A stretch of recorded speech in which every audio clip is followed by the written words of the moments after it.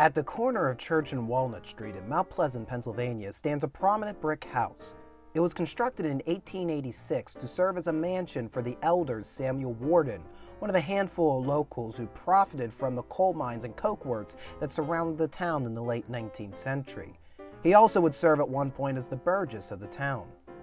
Worden did not live long to enjoy the mansion, dying in 1894. His wife Margaret oversaw the property until her own death a decade later.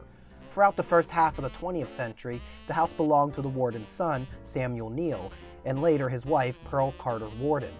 The home found a second life in 1963 when the deed to the property was turned over to the local chapter of the Daughters of the American Revolution. The chapter was founded in 1943.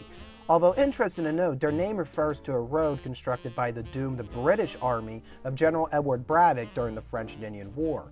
The house itself sits only a few blocks from where the original trace of Braddock's road ascends the hillside the town of Mount Pleasant now occupies.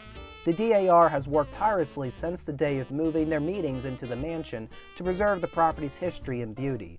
Several of the rooms have become themed around aspects of military and colonial history. The military room features several portraits of servicemen and women from the Mount Pleasant area. Amongst the faces featured is that of Denver Braden Poor.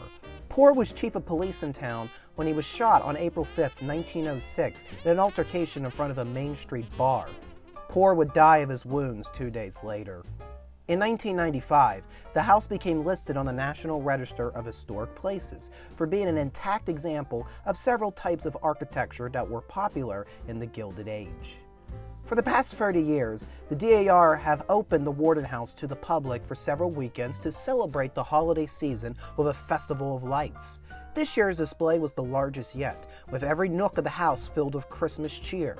One of the bedrooms of the second floor has recently been decorated with trinkets commemorating Queen Elizabeth II, complete with corgis.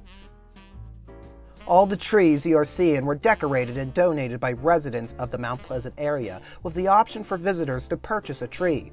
All proceeds go into the DAR. Flights seem to be the popular theme this holiday season, with many a tree adorned with birds.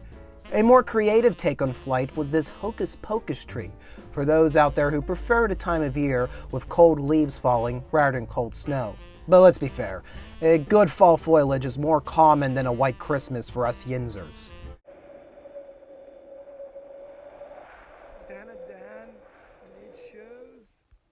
There was also a great tree decorated with homemade gingerbread ornaments.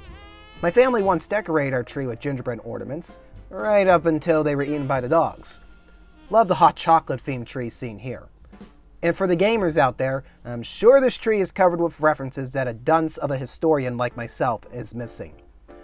But my favorite tree would have to be the one Celtic themed. I like the pallid color scheme, but someone already beat me to the punch purchasing it. I hope the tree went to a good home. The Worden House is a beautiful setting for both meetings of the DAR and celebrating the holiday season.